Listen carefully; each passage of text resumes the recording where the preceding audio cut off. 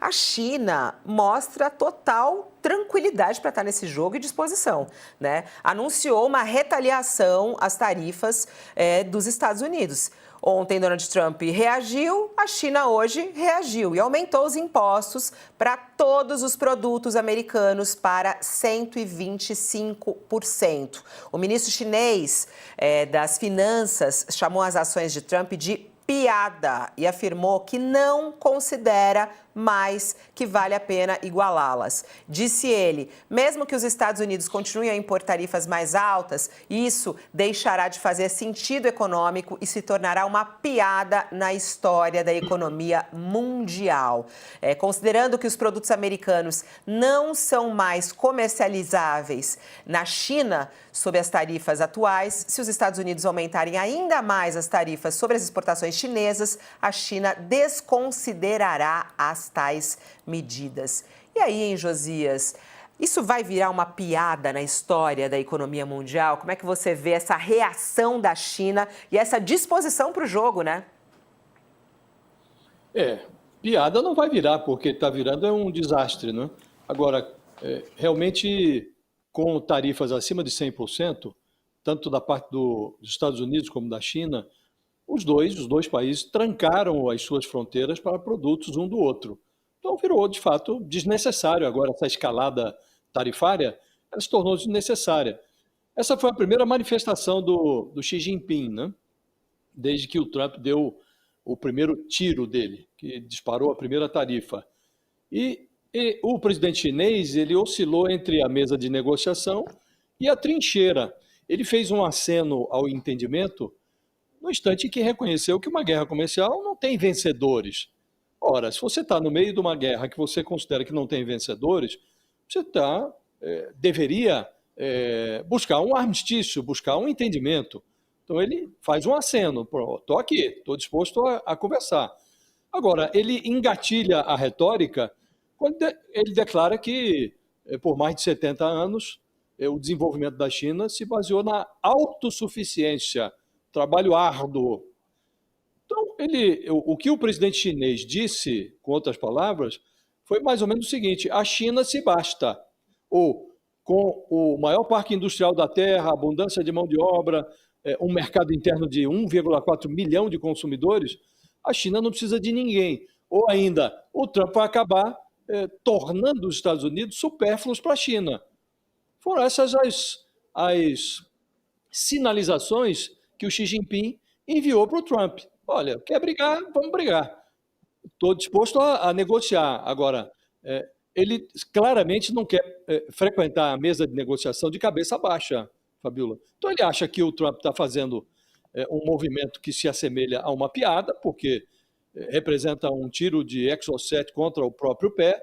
O Trump está aniquilando ou prejudicando, buscando uma recessão interna para os Estados Unidos. Então, ele fala, por que eu vou entrar nesse jogo? Entro para mostrar a disposição para a briga. A certa altura, o Xi Jinping exagera no triunfalismo. Ele diz que, independentemente de como esse ambiente externo mude, a China vai permanecer confiante, focada ali nos seus objetivos e vai administrar os seus próprios assuntos. É como se ele considerasse desnecessária a existência de qualquer outro país, de tanto que a China é autossuficiente. Agora, não é bem assim.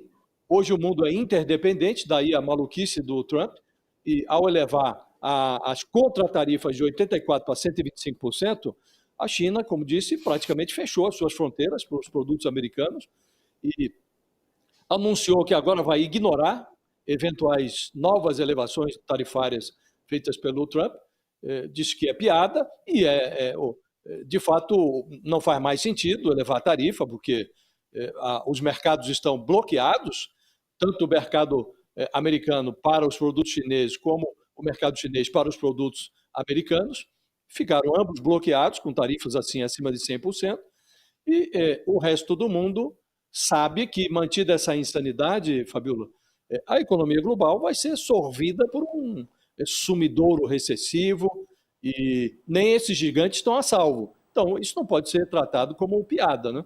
Enquanto o Trump e o Xi Jinping jogam xadrez aí em cima de um mundo que hoje está dividido entre pessimistas e desesperados, os líderes do planeta estão cada vez mais impotentes e se perguntam um ao outro, onde é que termina o pântano e começa o caos?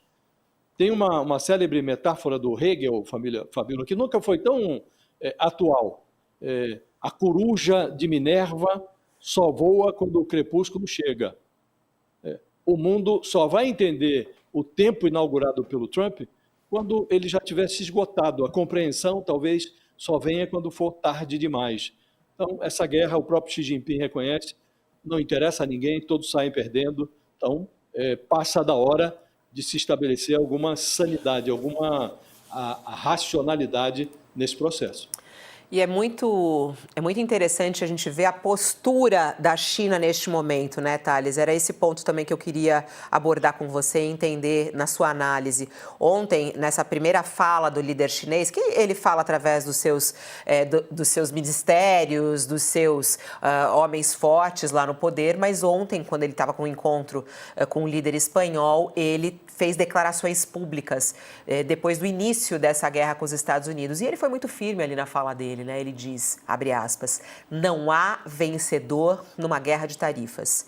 E quem ir contra o mundo levará ao isolamento, dando um recado claro aos Estados Unidos. E afirmou que por mais de 70 anos, o desenvolvimento da China se baseou em autossuficiência e trabalho árduo, nunca nos presentes de ninguém, mostrando a força em continuar nessa briga, mostrando que não vai ceder e não vai voltar atrás. Como é que você vê a postura da China neste momento, Thales? Em comparação com o Trump, o Xi Jinping está sendo absolutamente correto. Absoluto. O que está ocorrendo nessa história que é impressionante? Você tem a China comunista defendendo o capitalismo internacional, a manutenção das regras do capitalismo internacional. E o Trump, da maior nação capitalista do mundo, querendo destruir o capitalismo internacional. Essa é a tragédia do momento. Tragédia ou piada de mau gosto, seja lá como a gente quiser assumir o que está ocorrendo. Os Estados Unidos têm 4.300 ogivas nucleares.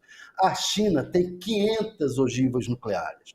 O Carl Sagan, aquele físico, astrônomo, disse, tempos atrás, que os que eles têm, mais a Rússia, destrói o mundo várias vezes.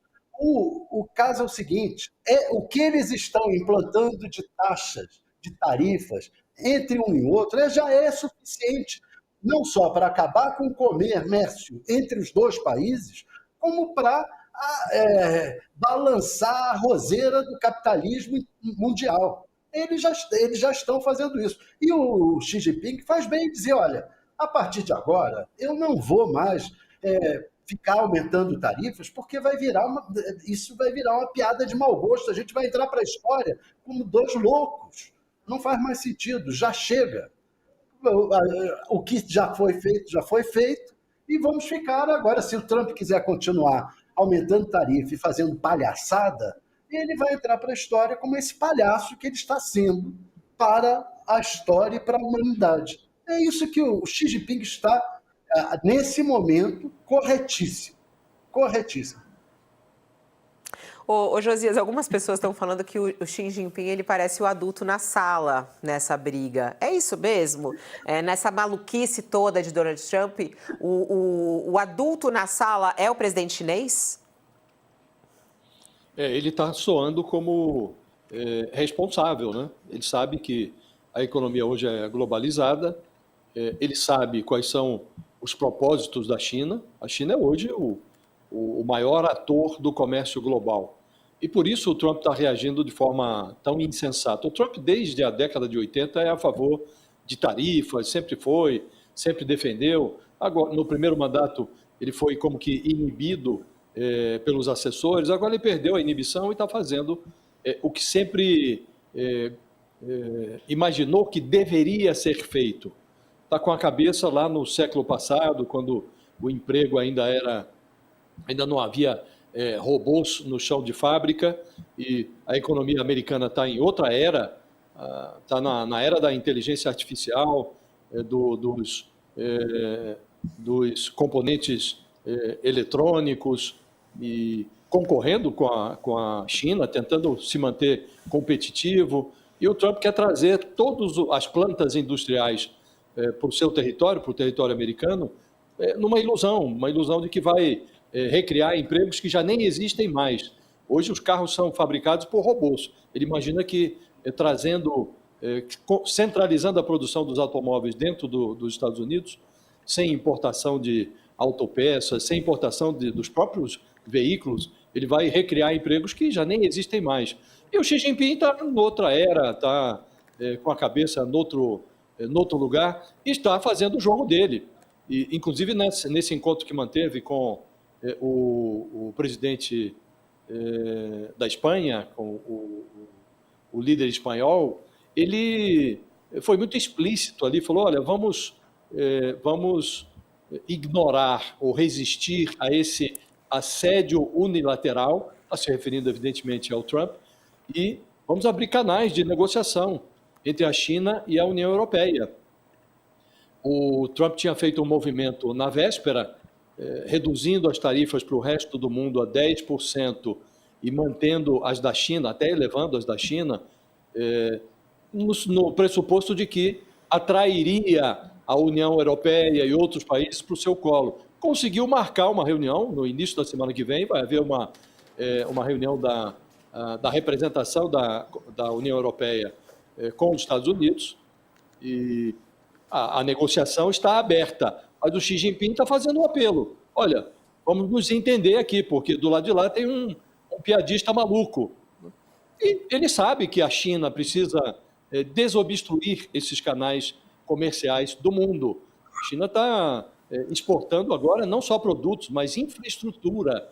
Está preparando a infraestrutura em outros países para que os seus produtos escoem com mais facilidade. Então, ele está tentando manter esses canais desobstruídos. Se vai conseguir ou não, depende do Donald Trump. O Trump não tem muito cacife para manter esse jogo da forma como ele desejaria, Fabíola, porque, evidentemente, com a quantidade de produtos chineses que entram nos Estados Unidos, em algum momento ele vai ver que o efeito inflacionário, que a barreira que ele ergueu provoca dentro dos Estados Unidos, vai transformar a sua gestão, o seu segundo mandato, numa panela de pressão. E as pesquisas já mostram que a temperatura está aquecendo. Então, como ele não é suicida, o Trump não é um suicida, não chegou onde chegou porque é um idiota, um humorista. Ele tem 2 neurônios e, em algum momento, ele vai perceber que ele precisa recuar. Essa negociação, Fabíola, o Xi Jinping e o Donald Trump têm um encontro marcado com a racionalidade. Em algum momento, eles vão conversar para chegar a algum tipo de entendimento. O que vai resultar, do que vai resultar essa conversa, ninguém sabe, é impossível antecipar, mas é muito provável, é quase incontornável que os dois estabeleçam algum tipo de entendimento. O Xi Jinping está dizendo, eu não vou para essa mesa de cabeça baixa. Então, enquanto o jogo ficar parecido com piada, eu não entro na negociação. Mas ele levanta várias bandeiras ali, no sentido de que deseja negociar, está acenando para a negociação. Agora, precisa ser uma negociação em termos razoáveis, né? Não dá para negociar com um sujeito que está se comportando de forma irracional, como o Trump. É muito interessante a gente analisar, inclusive, a repercussão no mundo sobre essa postura da China, né? Eu estou aqui com o nosso chat aberto e as falas que vêm, né? O Lázaro Damasceno, será que a China aguenta esse rojão? Até onde a China aguenta? Aí a Josimar diz o seguinte, o presidente da China está correto, ele está muito certo, ele não tem que baixar a guarda para os Estados Unidos. Aí outros falam aqui, eu acho que é muito importante a China seguir nesse caminho. E aí é muito interessante a torcida que acontece em relação à China, por um lado, por outros também, uma preocupação com a força da China neste momento, porque a China não é hoje o que ela era há 30 anos. A gente vai ter oportunidade de falar sobre isso ainda hoje aqui no nosso UOL News com um professor especializado em China, China para nos explicar o que é a China hoje e por que a China está com essa força, por que Xi Jinping encara Donald Trump desta maneira. Bom, paralelo a isso, os mercados pelo mundo, o mercado aqui no Brasil. Estou de olho no mercado financeiro nesse momento. Aliás, falando em mercado, acompanhe o Mercado Aberto. Vocês já viram, né, meninos, o Mercado Aberto, nosso novo programa aqui no UOL, bombando essa semana, muito comandado pela Amanda Klein. Tá muito legal, um programa de 30 minutos, só de olho no mercado financeiro, o que o mercado está fazendo, análise, informação. Parabéns, Amanda Klein, está lá já disponível para você a edição de hoje, contando justamente desse jogo de truco.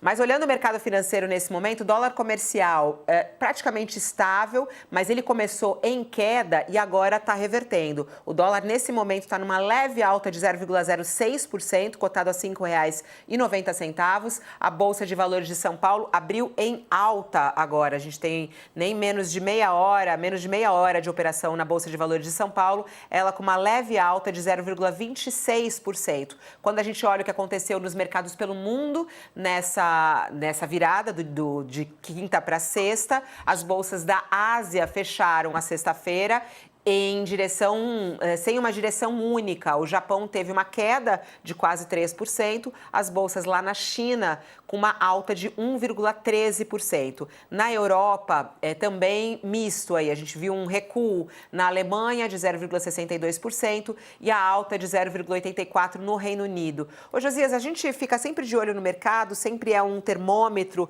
para reação na economia mundial, mas é preciso olhar para todos esses números e para essa maluquice de sobe e desce dessa semana com muita cautela, né, Josias? É verdade, com muita cautela. E o sobe e desce, Fabíola, quando é intenso, demonstra, sinaliza que algo não está funcionando bem.